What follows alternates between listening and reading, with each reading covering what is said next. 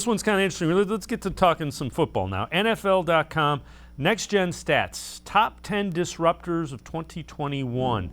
So the top was Trey Hendrickson, number 2 T.J. Watt, Max Crosby was 3. Myles Garrett was 6. Quarterback pressures, 66. Quarterback pressure rate, almost 14%. Hurries, 43. Sacks, 16. Turnovers caused by quarterback pressures, 3. And keep in mind, Garrett played the last 2 or 3 games basically on one leg. So those numbers probably would have been a little bit higher.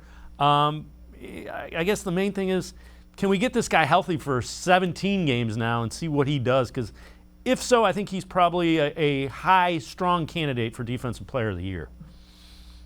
I think you hit the nail right on the head there. I mean, that groin injury really, really impacted him. He suffered that against the Raiders and then was dealing with that for those final games of the season last year. And you saw like the number of sacks he had tapered off towards the end of the year. I don't have all the numbers in front of me, but really, he got most of his sacks before that injury. I think 15 of them, actually 15 of his 16.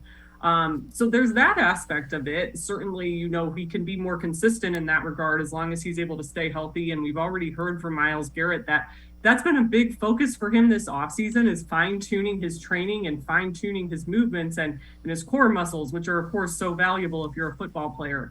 The other aspect that I'm curious to see if he can kind of up the ante a little bit is in creating those takeaways. And, when we've heard from Myles Garrett, he's the one who always says those turnovers kind of tend to come in bunches. So I think being out on the field consistently is a huge part of getting those. And obviously last year he had that big strip sack in the home game against the Ravens and he returned it for a touchdown. So overall, I just think those are the 2 areas where you'll see his stats start to climb more if, in fact, he is able to stay out there for every single game again and play those moderately healthy. Yeah, and that would be really good thing for the Browns defense because he is among the best.